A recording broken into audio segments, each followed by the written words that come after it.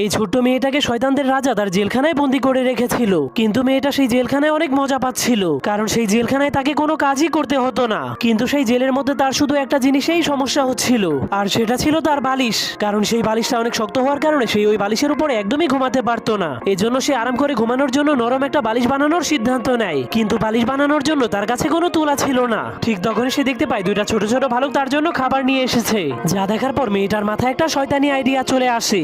এজন্য সে ছুরি নিয়ে ভালুকগুলোকে মেরে তাদের পশম দিয়ে বালিশ বানানোর জন্য সামনে আগাতে শুরু করে। কিন্তু মেয়েটা যখন ভালুকগুলোর অসহায় চেহারা দেখতে পায়, তখন সে একটা ব্রাশের সাহায্যে ধীরে ধীরে তাদের শরীর থেকে পশম উঠিয়ে ফেলে, যার কারণে সেই ভালুকগুলো ব্রাশ দিয়ে পশম ওঠানোর কারণে অনেক মজা পাচ্ছিল। এজন্য ভালুকগুলো মেয়েটাকে আবারও ওইভাবেই পশম ওঠাতে বলে। তখন মেয়েটা ভালুকগুলোকে বলে, যদি তোমরা আমাকে জেলের চাবি এনে দাও তাহলে আমি তোমাদেরকে আবারও আদর করব। এরপর মেয়েটা চাবি পাওয়ার পর জেল থেকে বের হয়ে বালিশ বানানোর জন্য কাপড় খুঁজতে শুরু করে দেয়। তখন সে কাপড় পাওয়ার পর সেই কাপড়গুলোকে সেলানোর জন্য হিজকের পিঠ থেকে একটা কাঁটা চুরি করে নেয়। এরপর সে আবারও জেলের মধ্যে